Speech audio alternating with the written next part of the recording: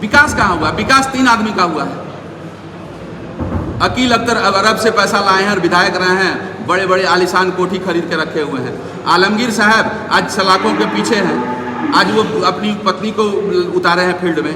और एक हमारा गठबंधन का है केला छाप, हम तो नाम भी उतना बढ़िया से नहीं जानते हैं, वो फील्ड में है। उसका भी आप लोग कहानी जानते हैं। उसके फादर जो है जेल में थे, जेल से छूटे हैं, रघुवर दास के समय में जेल में थे। और किस कारण थे उतना समय हमको उन लोगों पर चर्चा करना भी नहीं, मुझे सिर्फ सनातनी पर चर्चा करना है। अपने सनातनी के लिए एक मैसेज देना चाहता हूँ कि आप मुझे जिताएं इस चुनाव में। मैं आपको वादा करता हूँ कि आपकी जो जो मांगे रहेगी मैं वो पूरा करूँगा, वो 100% पूरा करूँगा।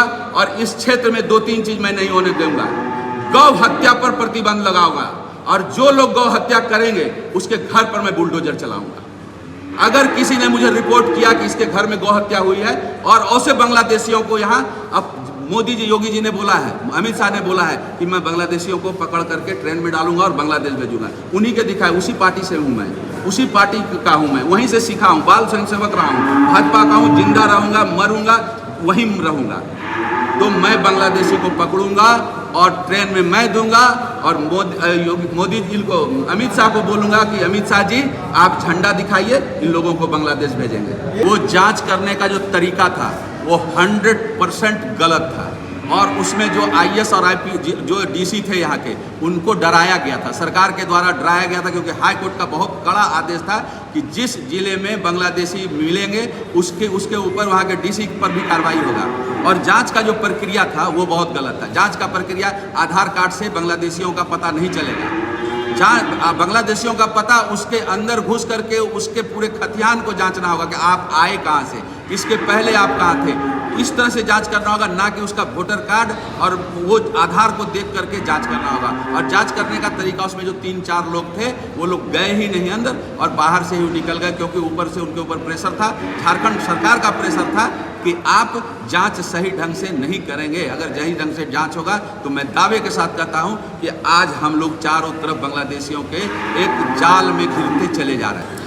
हम हिंदू हैं, हिंदू की बात करेंगे, और जहां हिंदू की बात नहीं होगा ऐसे राजनीति को मैं लात मारता हूं। मैं जब तक जिंदा रहूंगा हिंदू की बात करूंगा, अपने सनातन धर्म की बात करूंगा, अपने माँ बहन की बात करूंगा, अपने गंगा गीता गुरु की बात करूंगा। ऐसे राजनीति को मैं लात मारता हूं जहां मेरे धर्म को बोलने से, मेरे सनातन धर्म के बारे में बोलने से, हिंदू के बारे में बोलने से रोकता हूं। ऐसे राजनीति मुझे पसंद नहीं है। और मैं फिर बोलता हूं कि मैं इस क्षेत्र में चुनाव जीतने के लिए नहीं आया हूं, अपने सनातन भाइयों के लिए उसका एक मोटा डंडा तैयार होकर के आया हूं कि आपके बीच में हूं, आप मुझे साथ दो।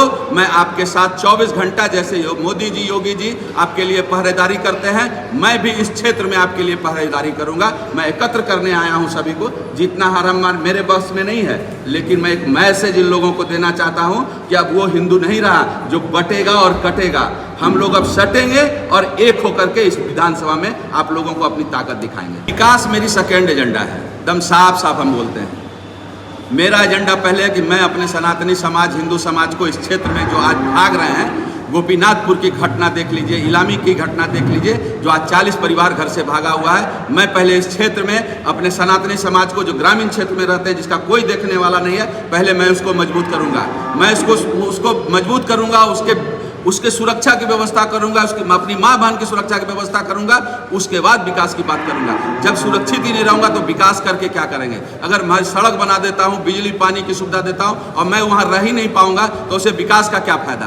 पहले मैं सुरक्षा दूंगा, उसके बाद विकास की बात करूंगा। अगर मान लीजिए कि मैं किसी का बच्चा हूं, मेरा कोई भाई है, बड़ा भाई है, वो गार्जियन है, मेरे चाहे पिताजी हैं, अगर वो कोई गलत डिसीजन लेते हैं तो क्या मेरा फर्ज नहीं बनता है कि मैं उसका विरोध करूं? गठबंधन ने जिसे दिया है टिकट, क्या वो मेरे लायक है? क्या वो मेरे समाज की बात उठाएगा, मेरे सनातनियों की बात करेगा, गौ रक्षा की बात करेगा, गंगा की बात करेगा? गीता की बात करेगा? मेरे ग्रामीण क्षेत्र में जो हिंदू के साथ अत्याचार हो रहा है उसकी बात करेगा? मैंने जिस दिन नॉमिनेशन पेपर खरीदा था उस दिन प्रेस कॉन्फ्रेंस करके बोला था कि ये तीनों, मैं सिर्फ गठबंधन की बात नहीं करता हूं, ये तीनों मन से ये बोले कि मैं जय श्री राम बोलता हूं, मैं हिंदू की रक्षा करूंगा, मैं गौ रक्षा करूंगा, मैं गंगा की रक्षा करूंगा, मैं हिंदू समाज की माँ बेटियों की रक्षा करूंगा, तो मैं नॉमिनेशन वापस ले लूंगा। लेकिन किसी ने नहीं बोला।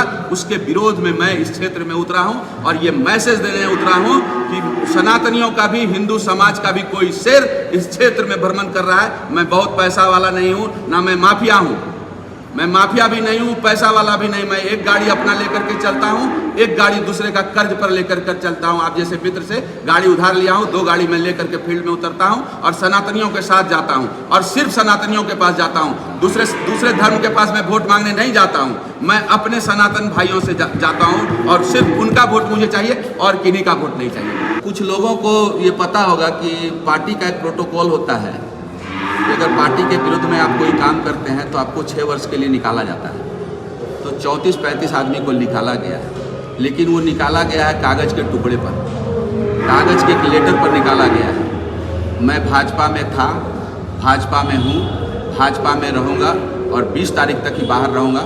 रही बात कागज़ से निकालने का, तो भाजपा मेरे दिल में बसता है। अटल बिहारी वाजपेयी का भाजपा मेरे दिल में बसता है, मोदी जी का भाजपा मेरे दिल में बसता है, योगी जी का भाजपा मेरे दिल में बसता है, निशिकांत दुबे का भाजपा मेरे दिल में बसता है। यहाँ से कोई नहीं निकाल सकता है। कागज़ के टुकड़े पर लिख करके पिंकू शुक्ला को भाजपा से कोई नहीं निकाल सकता है। भगवा मैंने अपने कंधे पर रखा है। जब तक मैं जीवित रहूँगा भगवा मेरे कंधे पर रहेगा और मर जाता हूँ तो ये भगवा ओढ़ करके ही अपने जगह पर जाऊँगा। मेरा देखिए भगवान का बहुत बड़ा शुक्रिया है कि सभी को जब चुनाव चिन्ह मिला तो किसी को मिला लालटेन, किसी को मिला किसी को मिला टेबुल, किसी को मिला टीवी, किसी को मिला फ्रिज। मेरे साथ प्रभु श्री राम भी है। मुझे क्या मिला है आप लोगों को पता होना चाहिए। मुझे मिला है फूल गोभी, फूल अभी भी है।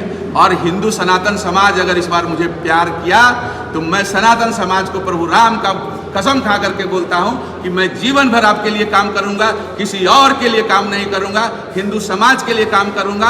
और 23 तारीख को गोभी का हम लोग सभी भाई मिल करके सब्जी और भात खाएंगे और फूल जो है नरेंद्र मोदी के हाथ में दे करके आएंगे।